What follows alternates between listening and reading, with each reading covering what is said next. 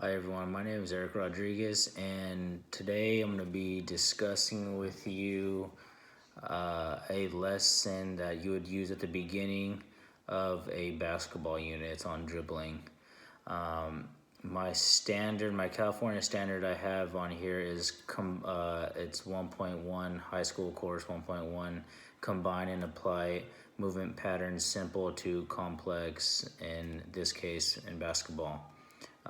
The main thing I really wanted to get out of this is I wanted to make sure that the students were able to dribble a basketball, and to make it a little bit more complex, I want to see how confident they are with using both of their hands, switching back and forth from the left to the right, or dribbling from the right hand to the left hand. So yeah, this is for high school freshmen, and yeah. So the prep for this lesson would be, I would need a lot of cones, especially if we're talking about a class of 50. I'm thinking about 70 cones. The way it would look like two cones, one are spaced out about 20 yards away from each other, and then there are five in between those two cones that are maybe a yard or two apart, just so that the students can go in between them, so that they're going to be using them to weave in and out of.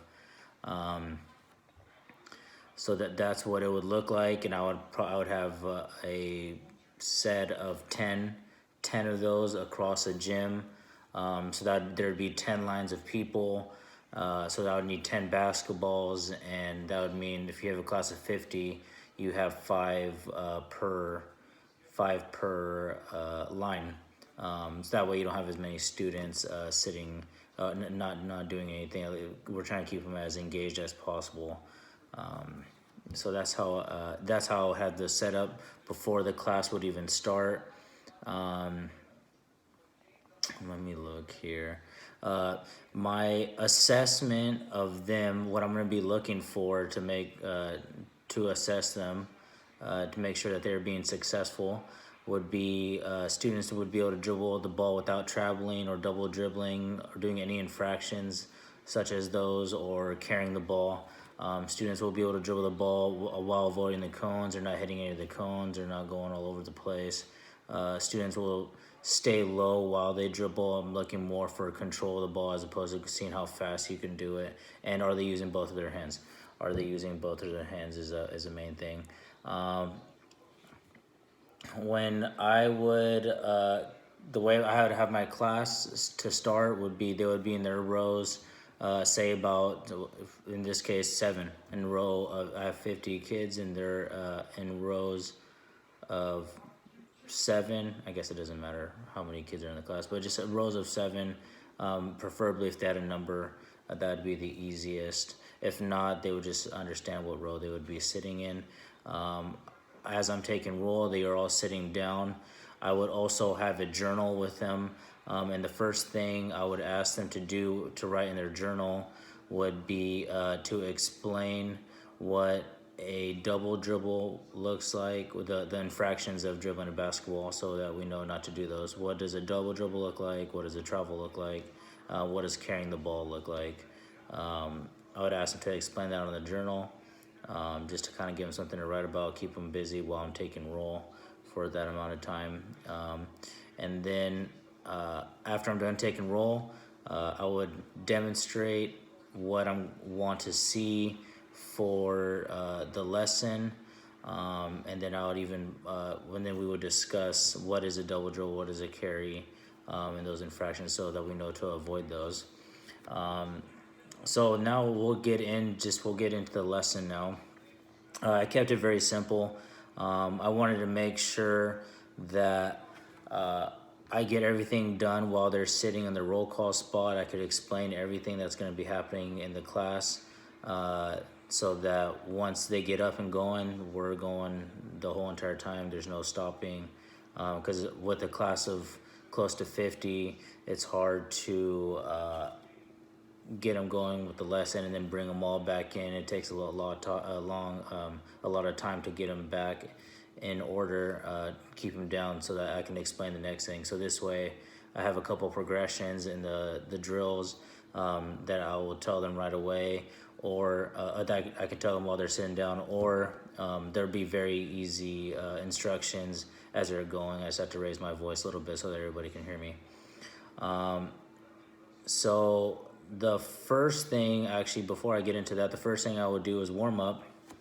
I'll just make a simple warm up so that they're just to make sure that their muscles are warm, and so we can eliminate any possible injuries due to lack of warm up. So I'll do something like some arm circles to make sure their arms are warmed up, and some jumping jacks, get their heart rate moving.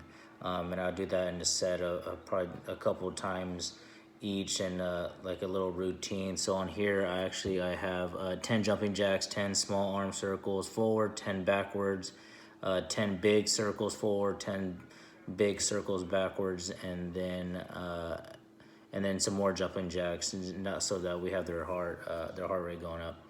And now we'll get into the drills. So the first progression of the drill that I would have them do with dribbling is, instead of, we're not going to worry about the cones in the middle. They're just going to dribble from one side all the way to the other side, where they'll have another student waiting for them on that opposite end. So they just dribble very simple up to there, and they leave it to their partner dribbles back, and they just keep going back and forth. That's a simple one that just to get them going. After a couple minutes, I'll switch it up, and now we're going to use the cones that are in between to weave in and out of. So they're dribbling, and they'll be dribbling on the right hand. Once they see a cone, they move in between the cones, and when they move in between those cones, they're switching from their right hand to their left hand, and then they go back from their left hand to the right hand, and they'll see the cones, and they're going back and forth, dribbling using both their hands. And that's when I'm going to be assessing them on my criteria I have for success, which is no traveling, no double dribbling, avoiding the cones. Are they staying low? They keeping good control, and are they using both of their hands? That's when I'm going to be assessing them for the most part. Not really at the warm up, not necessarily when we get into our free play spot, but in that one little section, I'll be assessing all the students, because that's where they're going to have to be using both of their hands, and trying to make sure they're not caught doing any infractions while they're dribbling. So that's the second progression I have. After that, we will go into a free play, but it's a more organized free play. Now I let them play 1 versus 1, king of the court style. So there's 6 courts, so they're playing 1 versus 1, and under the court there's a line of probably about 4 or 5 students.